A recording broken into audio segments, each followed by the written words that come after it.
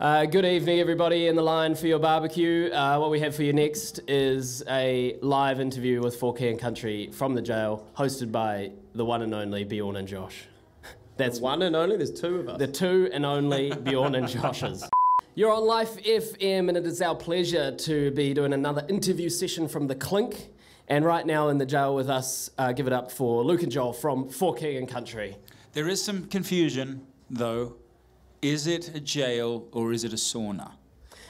Well, it's a very old jail, so it's made out of wood. I feel like they realised people could break wood pretty easily, and the prisoners kept escaping. And they thought, you know, steel might be a lot better, and obviously not very good for a sauna because steel conducts heat very well, and you'd burn yourself. Yeah, fair enough. You overthought that a little bit, but anyway. Yeah, Bjorn had the answer.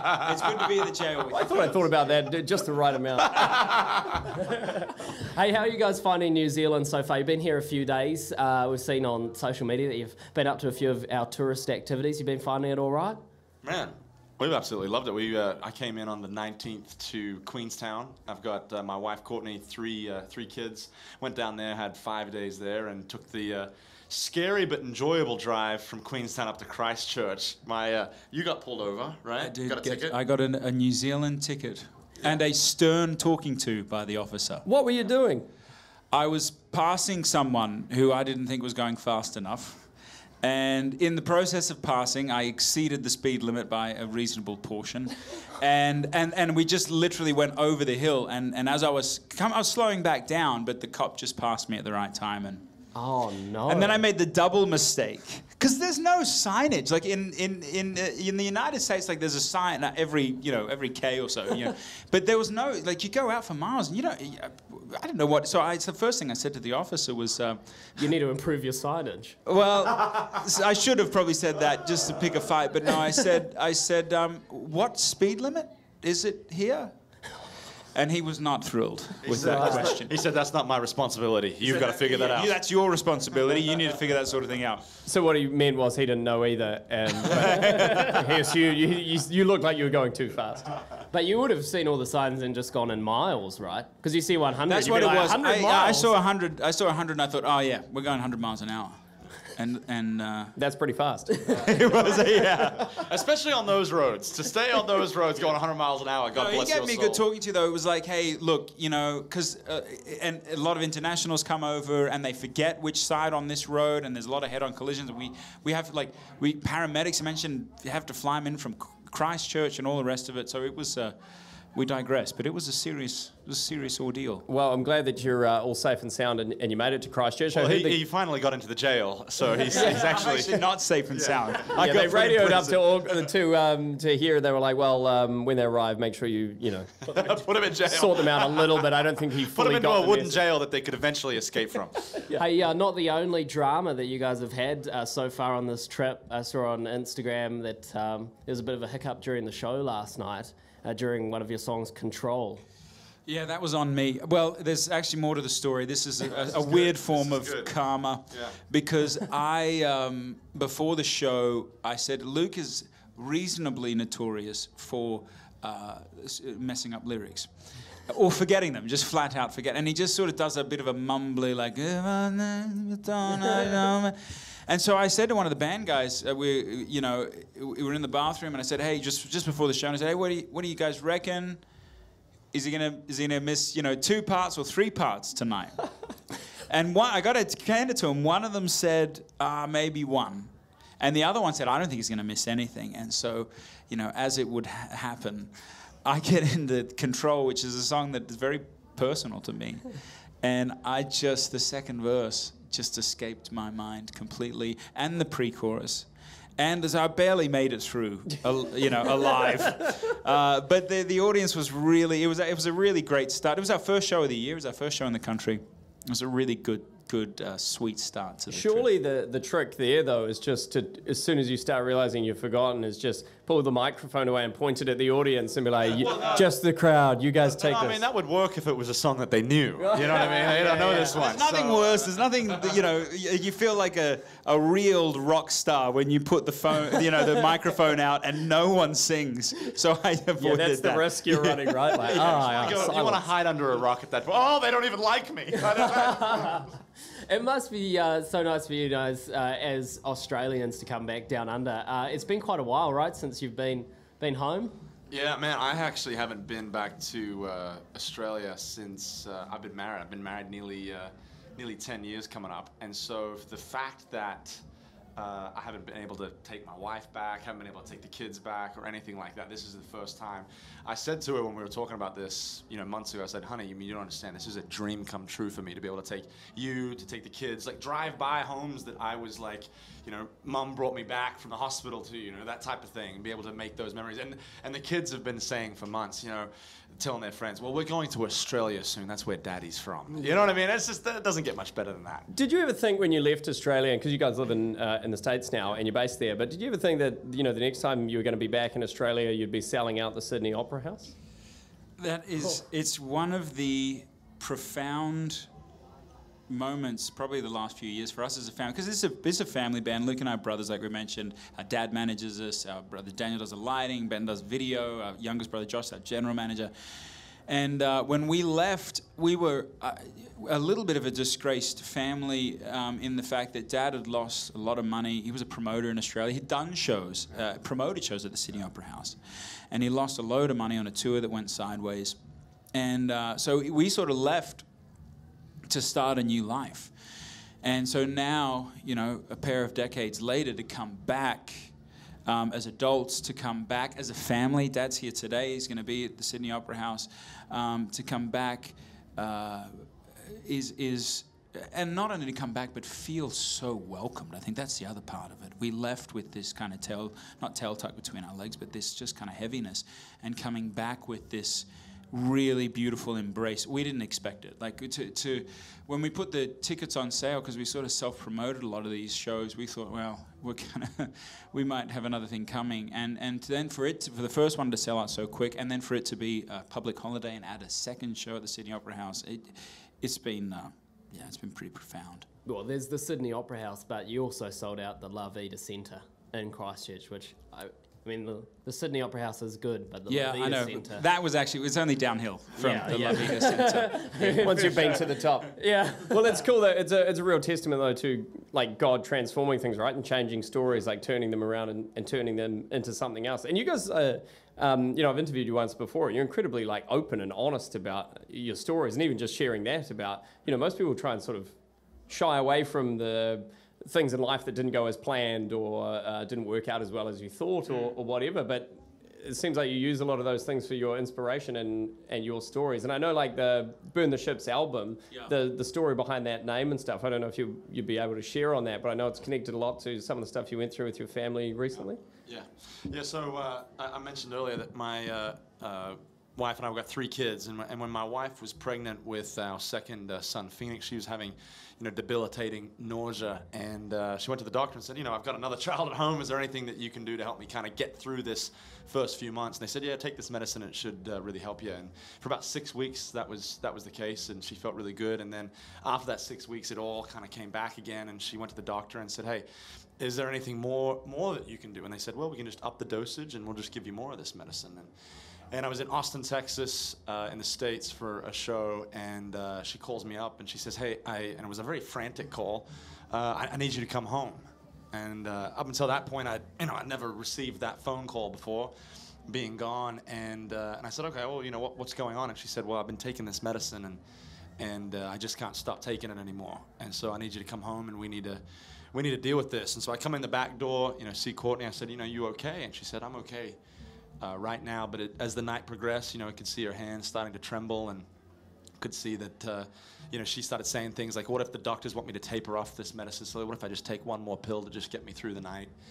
And, you know, at that point you realize, you know, you got a problem on your hands. And so the next morning we went to a mental health facility, and they recommended outpatient therapy for 2 weeks. And we did that, show up 9 o'clock in the morning, pick her up at 2 p.m. And she had shown such improvement that they said, hey, you're discharged, you know, you're on the right path, you know, you're free to go. And we were home one evening, and she had that bottle of pills And she said to me, she said, "Look, I need to go and flush these pills because these pills represent so much shame and so much guilt in my life that I just need to see them leave." And at that point, I was reminded of a story about an explorer who went to a foreign land. And when he arrived, he said to all these men, "We're going to go explore the horizons. We're going to go explore the mountains. We're going to see what this land has for us." And he realized that the men didn't want to follow him. And so a few days later, he calls all of his men back onto the shoreline again. He says, "I want every single soldier on this shoreline." And as soon as they were all accounted for, he gave his generals the command to burn the ships, because he says, "We will not live in that past, we will not go back, but we'll move into our future. We will see what is over the horizon, we'll see what is in the future." And I think for my wife, when she took those pills and flushed them, that was her moment of burning the ships. And there's got to be, like, I know we've talked a little bit about, the tough times in your guys' lives being in the inspiration for some of your songs, but I mean, Joy is got to be the biggest song of 2018. It was just huge. And that song, where did that come from? Because that is the most crazy. You can't feel bad song. listening to it. Yeah, and when it says "Let It Move You," you just want to get up and I don't even know if dancing's the right word. You just want to do something with your whole body. Yeah, it's well, amazing. that's basically what we do. We don't really dance. We just do something with our bodies. Very, very rhythmless Australians over here. But that song in particular was one of the first songs we wrote for the record. And if I remember, a couple of years ago, when the record label approached us and said, "Hey, it was probably time to start looking into this. What do you feel like the sentiment of one of the sentiments of this album is?" And the first word out of our mouth was joy. We feel like, and it wasn't. Did you say it like that, or did you go joy? That's actually how I did it. I was like, what do you think the record's about? Joy! And that was it. Joel We was wrote like, the whole "Let it song. move you." No, but it wasn't this. Joy, I think, gets a bad rap as a word because we kind of think of like this glittery Christmas, kind of, frumpy version of joy. And joy is it's a pretty serious word, Count it joy when you face trials of many kinds, and this real question of, okay, what if in the face of hardship, in the face of division, in the face of struggle, in the face of sickness, whatever it might be, we could choose this radical word moment by moment, day by day. And so it became an anthem. It wasn't an easy song to write either. I think it was 80 versions of it or something like that before we landed where we landed. Because we wanted to have the balance of this depth and this heart behind it, and not for it to be an escape song, but to be a song that kind of drives people into really asking the question, what is joy and how do I gain it? How do you, well, I mean, it must be amazing for you to hear the stories from people who really love your music, like even just leading up to this festival and hearing you're coming to New Zealand, we gave away some tickets and all that kind of stuff.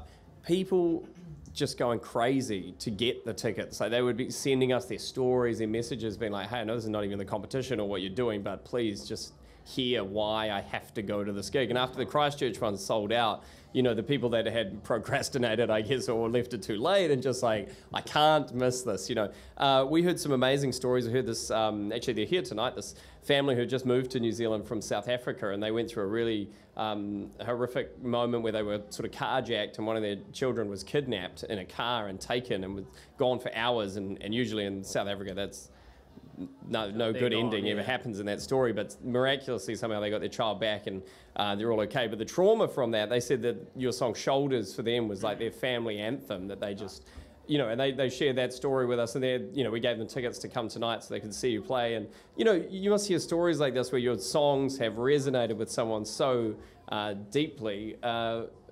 What is that like knowing the power that something that's personal to you somehow identifies with someone else in their story as well? Well, when we finished this last album, I got sent a link of all the mixes, all the masters, and all that sort of stuff. And I said to my wife, I said, "Honey, it's all finished. Like I've officially got it here in my hand."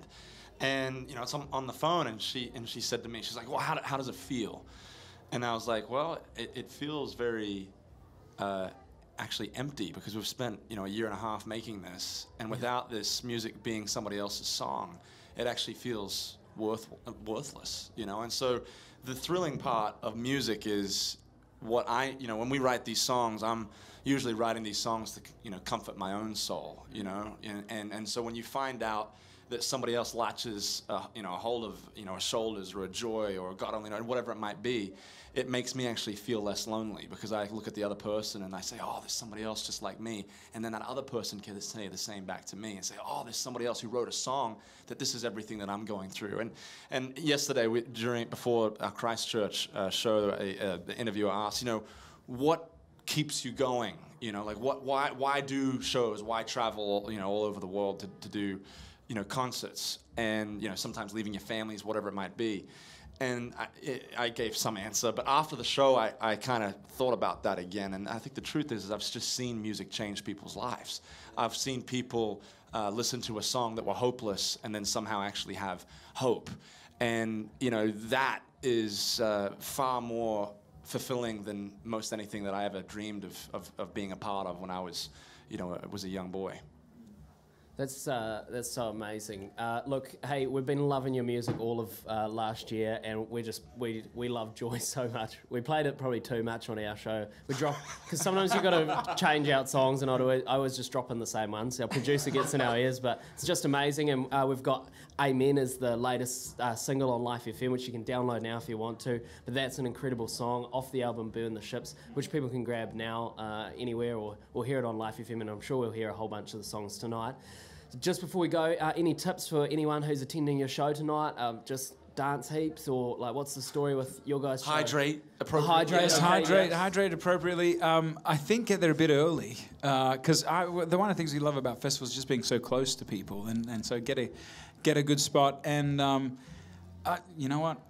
From two rhythmless Australians, I don't know if we can say dance, or you could, you know, show us your moves. But I think for us, there is nothing, if we had a word, it would be, honestly, do everything to be present tonight.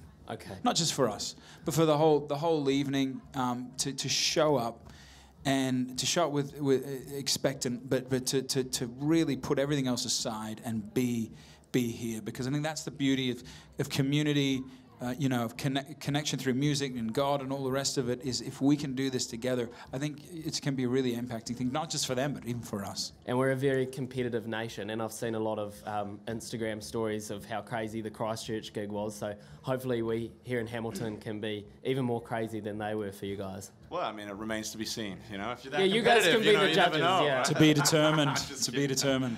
Hey, well, thanks so much for joining us today. We're really looking forward to it. And, yeah, loving your music, guys. Can't wait for more to come. All right, sounds good, man. Thanks for having us.